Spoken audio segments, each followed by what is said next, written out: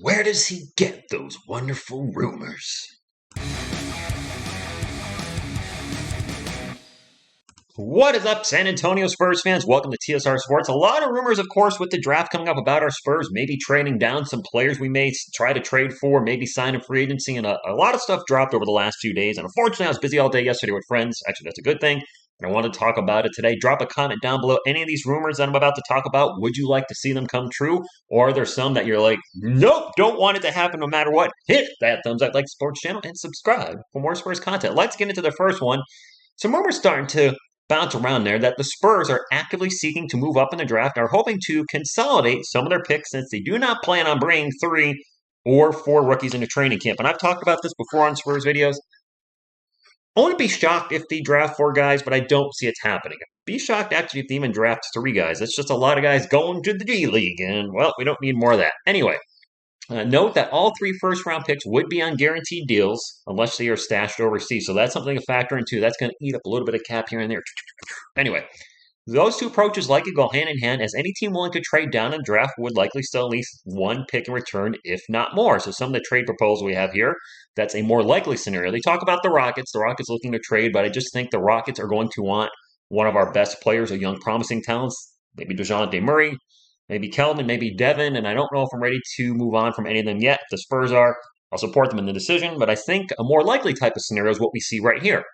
More likely scenario would be the Spurs packaging their 2 late first-round picks and or second-round pick to move up into the middle of the first round. The Hornets, for example, have the 13th and 15th pick in the draft and have expressed interest in some Spurs players in the past. So would you be interested, Spurs fans? Let's say the Hornets said, hey, we're willing to trade you the 15th pick for 20 and 25 or 20 and 38. More likely, let's say 20 and a player. Would you just be interested, I guess, in moving up in the draft at the expense of giving up 2 picks, or maybe 2 picks and a player, or a pick and a player, maybe a role player like Josh Richardson, who's been very helpful to the team? What are your thoughts on that? It would be intriguing for me if we could get the 13th pick for like the 20th pick, the 25th pick, and a player. I might be on board for that, to have 2 lottery picks. See what I'm cooking? Anyway, moving right along to the trade possibilities with OG. If you're not familiar with OG, he's a Toronto Raptor. He's a 6'7" small forward, but can also play power forward, and is coming off a season where he averaged 17 points a game, 5.5 rebounds. There's his stats, which I'm going to talk about in a moment. And he's unhappy with his current role with the Toronto Raptors. And of course, they have Pascal Siakam, Scotty Barnes, Rookie of the Year. So that forward spot's getting a little log jammed. Here's what we hear in the rumor mill. If a role is a concern for OG Anunoby, it sounds like it is. The Spurs may be the best bet. They don't have a superstar taking a ton of shots, and they could use a stronger wing to play the 4 next to Kellvin Johnson. Well, our current starting 4 is Doug McDermott. He started the majority of the spot last year when he was healthy, and I wanted to do a statistical analysis between Doug McDermott and OG. Is it going to be a huge upgrade, at least based off of last year? Because I don't watch the Raptors, so I can't just say, yes, this is what OG brings to the table. I don't watch him. If you're a Raptors fan or you're familiar with his career and his output, drop a comment. Let me know if you think this would be an upgrade over the Doug. And what exactly were their stats last year? Well, Doug up top, OG on the bottom. And this is a per 36-minute average. So if you look at Doug's stats, they're not going to match what you see in his season for last year, because I didn't think it would be fair to compare the two on a pure what they did last year, because OG averaged 36 minutes per game, ironically, but Doug only played 24 minutes per game. The player that's playing a third more playing time is going to have a higher output because he's getting more opportunities. So if we take a look at the 2 players, shooting-wise, Doug was more efficient from the field, especially in the three-point land area, where he shot 42% to OG's 36%. Overall field goal percentage was fairly similar. Free throw percentage wasn't too far off. Where you're going to see the biggest difference is everything kind of not in regards to scoring, because they had a very close points per game as well, 17 to 17.1. Now, this could be, of course, based on role in their respective systems, but OG did average about a half assist more per game. A big one, the 2 big ones, is he did grab more than 2 rebounds per game, and that's a place the Spurs need a lot of help, is rebounding. Now, granted, a power forward, ideally, you want more than 5.5 rebounds per game. You definitely want more than 3.4 rebounds per game. And he also is much more efficient on defense, where he averaged a steal and a half a game, as opposed to Doug's 0.4, where it's barely a stat. He's getting one every 2 or 3 games. So we do get a younger player if we were to go this route. OG, I think, is 24. Actually, I think it says it in there. He's 24. Doug is 30, I believe, so he is younger. As you look down here, he's on the second year of a relatively friendly. Okay, sure, 4 year, $72 million deal. So if the Spurs were to pursue him, what will we have to do? Well, let's get into the article a little bit more. The Spurs could find a draft night deal that would send a 25th pick and someone like Josh Richardson. Oh, man, Josh Richardson getting traded twice in this video already. No offense, Josh. I like you, man. If for some crazy reason he ever sees this video, I'll be very happy if you stay Spur next year, like we did last year. Anyway, send the 25th pick and someone like Josh Richardson and or Jakob Poeltl to Toronto. There were rumors that the Raptors weren't interested in bringing Yak back. So Jakob Poeltl and a pick for OG? I'm not feeling that. I'm not feeling that. Anyway, or they could wait for free agency and maybe execute something like a sign and trade involving Lonnie Walker. Ooh. Ooh. I could see that happening. I could see that happen. Lonnie Walker and maybe the 25th pick to the Raptors. Time will tell. But if he's not happy there, I think he could do well in the Spurs system. But is he the answer at power forward that's going to get us to the next level? What's his ceiling? Could he be a guy that scores 25 points per game in our system? He is a stretch four. I've looked through his career and he has shot better previously from beyond the arc. But he's going to be. Is he going to be the guy that's going to help get us to the next level? Because that's what I really want, Spurs fans. Before I get into the next segment about Collin Sexton, if we're making trades and making moves, are we getting players that are just going to be similar to what we already have, or a little minor upgrade, just a little statistical bump, somebody's going to get us what, one or maybe two extra wins a year? Is that really going to be enough? No, that's going to keep us in playing land. So I don't know if I'm on board with that trade unless we feel like those of you that know his career well, his ceiling is much higher than the output we're looking at in the article. Anyway, another guy, and this is more rumor mill than anything. I doubt this happens. Collin Sexton, there's been a few rumors flying around that he could possibly be going to the San Antonio Spurs. Let's get into the article. The Spurs are one of a few teams with cap flexibility this summer, and along with free agents to be Zach LaVine and DeAndre Ayton, who we've talked about on the channel, could possibly go to the Spurs. LaVine, I don't think so because of the contract he's going to come in. Ayton is a possibility. Anyway, now Cavaliers guard Collin Sexton has been listed as a potential target, and I did highlight that he's only 6'1". Size is something this team is struggling with. And it's a guard. It is a guard, Spurs fans. I'm sure you already know that. Anyway, he missed all but 11 games last season with the torn meniscus in his left knee, so that is a concern. That being said, DeJounte Murray obviously is completely recovered from his. Collin may take a year to get back into the swing of things. And again, we've seen other players, Adrian Peterson being the outlier, that tore their ACL, MCL, whatever it may be, and the next year they were playing at a high level like they were never injured. Before that tear, though, he averaged a very efficient 24.3 points per game and 4.4 assists during the 2020-2021 season.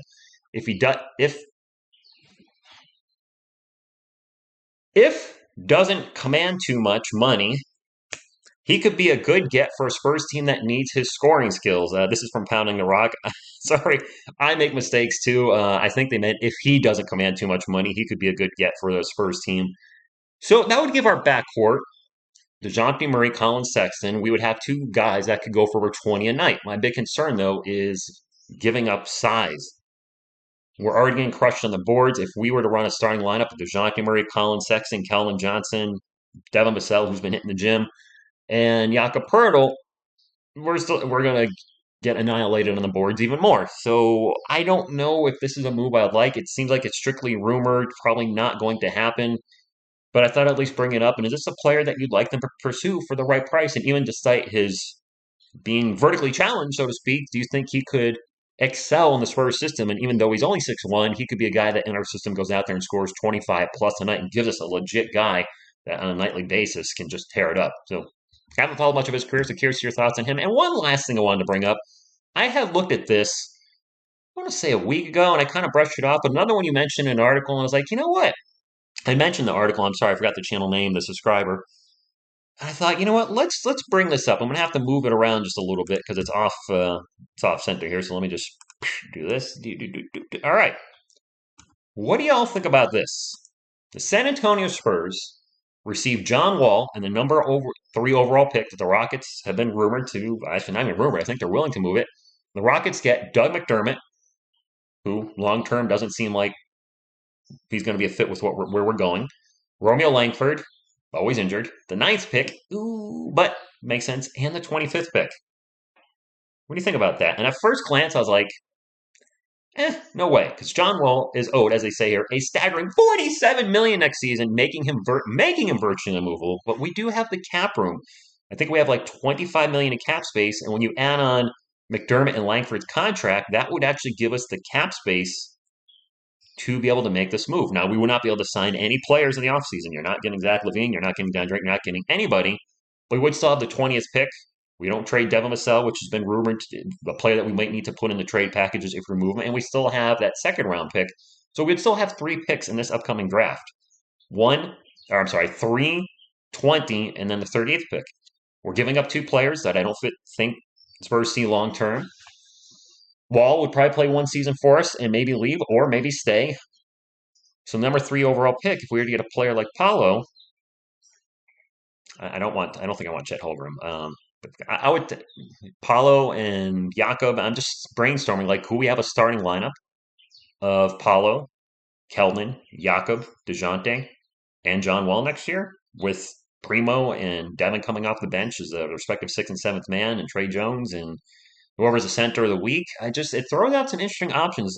But would that doing this also set us back because we don't have any cap space and we can't bring any free agents in? Then again, I believe his contract net. Let's look up John Wall basketball reference because I don't see this happening, but it is fun times to brainstorm and just say, play the what if game. And I don't do that a lot in this channel. John Wall's current contract situation, and I'm going to switch screens again. Oh my, you can't see where I am.